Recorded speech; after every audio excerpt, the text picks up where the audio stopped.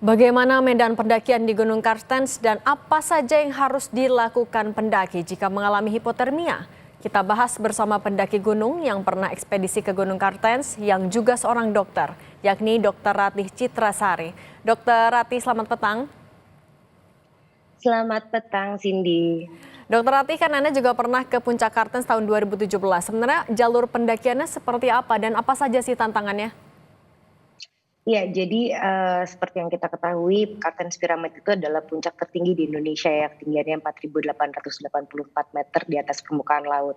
Jadi di antara gunung-gunung lain, itu gunung yang kedua tertinggi itu adalah Gunung Kerinci di ketinggian 3.800-an. Jadi jaraknya tuh berbeda sekali jauh gitu. Jadi memang Kartens Pyramid itu memiliki satu karakteristik yang sangat berbeda gitu ya. Masih ada es, kita masih ketemu hujan salju di daerah puncak itu ya. Jadi memang kalau kita bandingkan agak berbeda dengan gunung-gunung lain yang ada di Indonesia karena ketinggiannya memang lebih tinggi jauh dibandingkan dengan gunung-gunung yang lain. Di tahun 2017 itu saya melakukan pendampingan karena memang pekerjaan saya adalah dokter yang melakukan pendampingan untuk ekspedisi-ekspedisi seperti layaknya salah satunya adalah ekspedisi ke Kartens Pyramid. Nah, waktu itu ada ekspedisi kita pergi di tahun 2017 dan memang saat itu juga kita mengalami berbagai tantangan yang terutama berkaitan dengan cuaca gitu ya, karena gunung yang tinggi itu dia kita bilangnya punya cuaca sendiri gitu ya, jadi sangat berbeda, kita nggak bisa prediksi, kemudian perubahan cuaca itu bisa hitungannya dalam hitungan menit, dari tadinya terang kemudian tiba-tiba turun salju, nggak lama langitnya menjadi gelap, kemudian turun hujan deras yang tidak berhenti-berhenti gitu ya. Jadi itu tuh sesuatu yang waktu di tahun 2017 juga kami alami waktu kami melakukan ekspedisi ke Kartens Pyramid. Dokter Ratih juga kan pernah mengalami hipotermia ya 2017. Itu ceritanya bagaimana? Apa saja sih yang bisa menjadi penyebab hipotermia?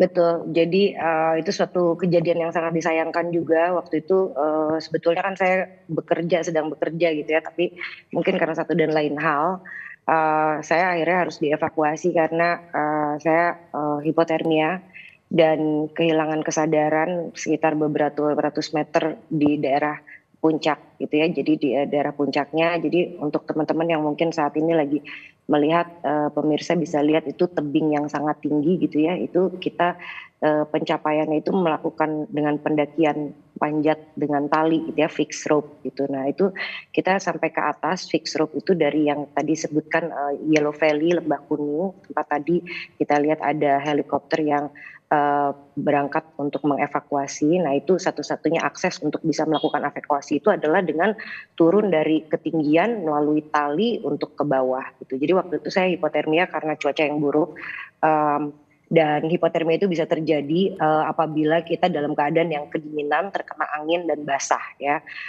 Seperti yang bisa disaksikan di layar kaca gitu ya, itu Gunung Kartens Pyramid itu sama sekali nggak ada pohon ya, jadi kita nggak bisa berlindung, misalnya untuk berlindung dari angin gitu ya, itu sulit sekali. Kebetulan waktu itu saya belum tahu ya kronologi dari yang ketiga pendaki yang selamat itu, apakah mereka berlindung dapat satu tempat untuk berlindung gitu, karena waktu itu saya juga hanya mendapatkan satu cerukan, satu tempat yang sangat kecil gitu untuk berlindung.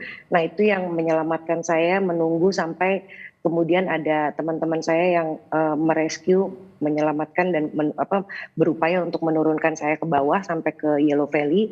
Kemudian karena cuaca jelek juga waktu itu, evakuasi juga tidak bisa dilakukan malam itu juga.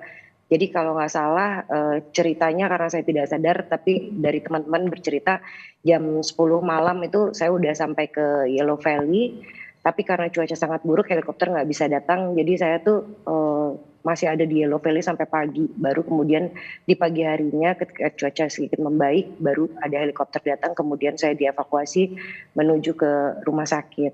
Dan selama dari pukul 10 malam sampai pagi terjadi evakuasi itu saya betul-betul sampai detik ini saya nggak inget ya, jadi saya betul-betul hanya dengar cerita dari teman-teman yang waktu itu melakukan evakuasi terhadap saya gitu. Jadi memang itu bahaya hipotermia itu bisa demikian hebat gitu. Nah, Dokter Ratih, dengan tantangan yang sebegitu besar, kemudian cuaca yang tidak bisa diprediksi di puncak Kartens, apa yang harus disiapkan untuk menghadapi hipotermia dan apabila itu terjadi juga, bagaimana penanganan pertamanya? Ya, jadi secara teori ya dan biasanya dilakukan banyak di gunung-gunung yang lain dan mudah kita lakukannya gitu ya. Teorinya adalah mencegah terjadi hipotermia itu yang pertama kita harus dalam keadaan yang cukup kalori, cukup hidrasi ya. Jadi makannya cukup, kemudian minumnya cukup, kemudian pakaiannya itu benar ya. Pakaian yang benar tuh artinya misalnya memang dalam musim hujan maka kita harus pakai raincoat atau jas hujan yang betul-betul fungsinya adalah untuk naik gunung gitu ya. Jadi bukan jas hujan yang misalnya kita beli hanya untuk kegiatan di kota, itu berbeda sekali dan bisa fatal sekali akibatnya apabila kita salah menggunakan gear atau peralatan gitu ya yang harus kita gunakan. Kemudian setelah itu rumusnya dari hipotermia itu adalah basah dan kena angin gitu ya. Jadi maka antidotnya atau yang harus kita lakukan adalah menghindari itu semua, yaitu harus selalu kering, kemudian harus berusaha untuk terlindung dari angin. Nah, itu terdengar sangat mudah gitu ya. Kalau di gunung-gunung lain masih ada ruang misalnya kita untuk mendirikan shelter atau tenda ya, sehingga misalnya ada teman kita yang hipotermia terus kita bisa masukkan ke dalam tenda sehingga dia terlindung dari air, dari hujan, dari angin, kemudian bisa kita gantikan pakaiannya.